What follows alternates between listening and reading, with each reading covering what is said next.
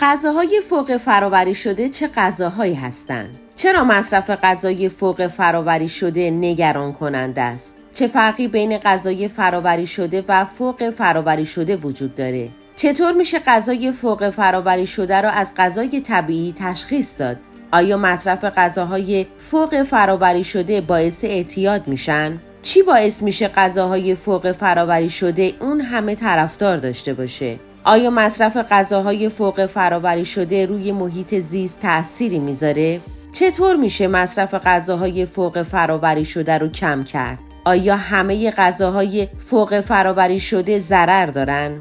آیا میشه با مصرف متعادل غذاهای فوق فرآوری شده سالم موند؟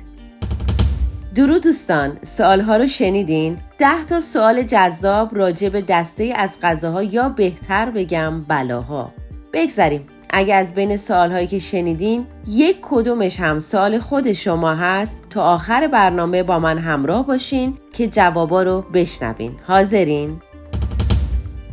غذاهای فوق فرآوری شده چه غذاهایی هستند؟ این عنوان به محصولاتی داده شده که توی فرایندهای صنعتی پیچیده ترکیبات غذایی طبیعیشون رو از دست دادن و پر از افزودنی‌های مثل شکر، نمک، چربی‌های اشباع شده، نگهدارنده‌ها و رنگ‌های مصنوعی هستند. این غذاها شامل میان وعده‌ها، نوشیدنی‌های شیرین، فست فودها و غذاهای آماده میشن.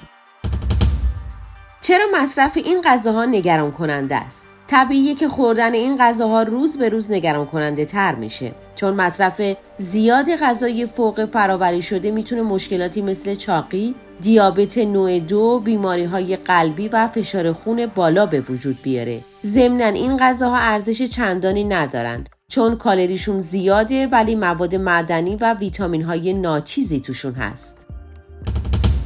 چه فرقی بین غذاهای فرآوری شده و فوق فرآوری شده وجود داره؟ تفاوتشون کم نیست. غذای فرآوری شده تغییرات ساده‌ای مثل پخت، کنسرو کردن یا منجمد کردن روش انجام میشه که مواد مغذی اصلی اون رو همچنان حفظ میکنه. ولی روی غذای فوق فرآوری شده تغییرات صنعتی پیچیده‌ای صورت میگیره که کاملا ساختار و ارزش غذایی اون رو تغییر میده.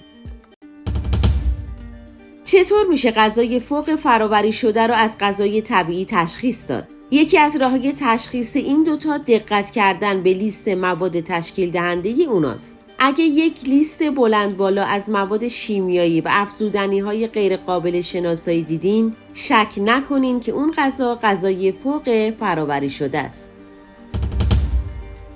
آیا مصرف غذاهای فوق فرآوری شده اعتیادآوره؟ جوابش مثبته.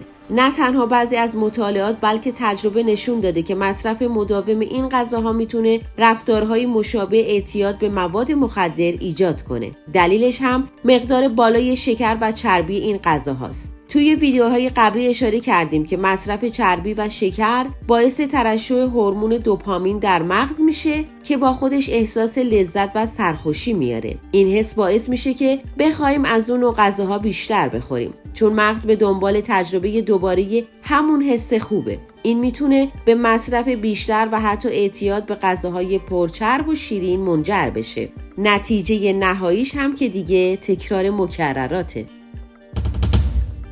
چه عواملی تعداد مصرف کننده های غذاهای فوق فرآوری شده رو زیاد کرده؟ چیزی که باعث میشه غذاهای فوق فرآوری شده این همه طرفدار داشته باشه، اول از همه اینه که راحت میشه تهیه‌شون کرد. علت اصلی بعدی تبلیغات گسترده‌ای که براشون میشه و بالاخره به عنوان یک دلیل عمده طعم جذاب و قیمت مناسب این غذاها رو نمیشه نادیده گرفت. آیا مصرف غذاهای فوق فرآوری شده روی محیط زیست تأثیر داره؟ بدون تردید. مصرف غذاهای فوق فرآوری شده نه تنها سلامتی ما رو به خطر میندازه، بلکه به محیط زیست هم ضرر میرسونه به دلایل مختلف.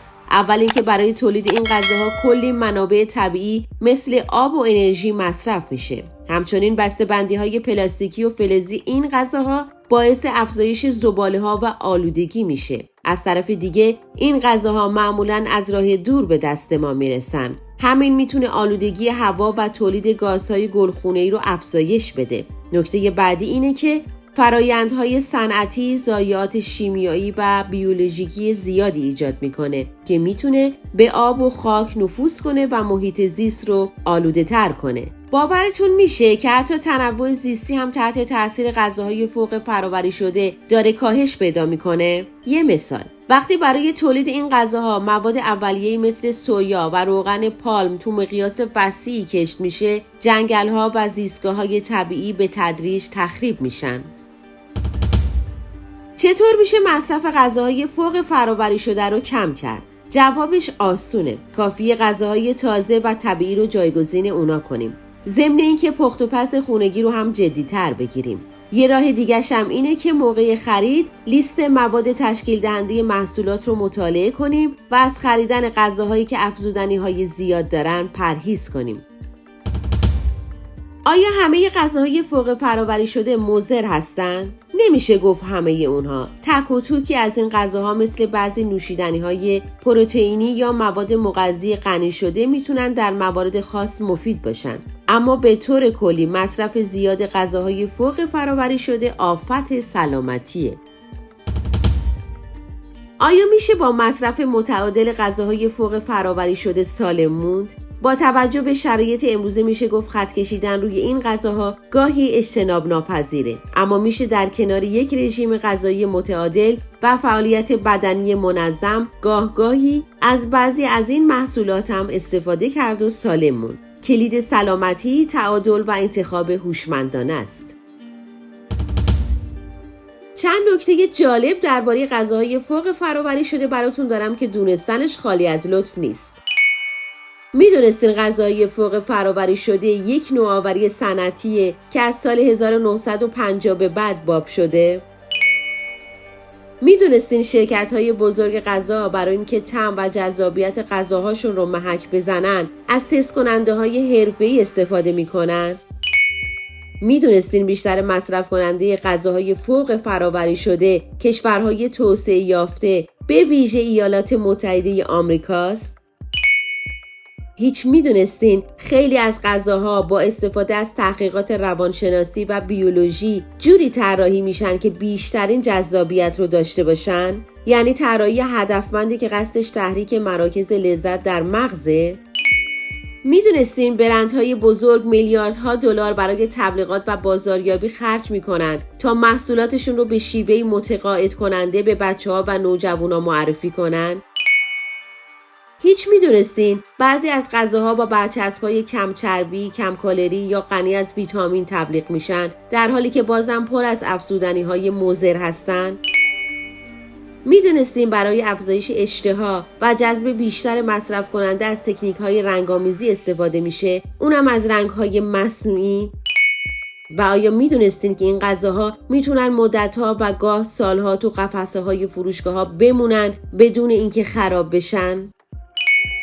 و به عنوان آخرین نکته توی تکنولوژی غذایی داره پیشرفت‌های جدیدی صورت میگیره مثل چاپ سه‌بعدی غذا که میتونه منجر به تولید نسخه‌های جدید و نوآورانه غذاهای فوق فرآوری شده باشه که به زودی هم طعم و هم تجربه مصرف غذا رو کلاً تغییر بده. دوستای خوبم، ممنونم که تا آخر برنامه امروز با من همراه بودین. دوست دارم نظراتتون رو راجع به این برنامه بدونم. ممنون میشم ویدیو رو اگه براتون مفید بوده لایک کنید و با دوستای خوبتون هم به اشتراک بذارین. عاشقتونم. تا درودی دیگر، بدرود.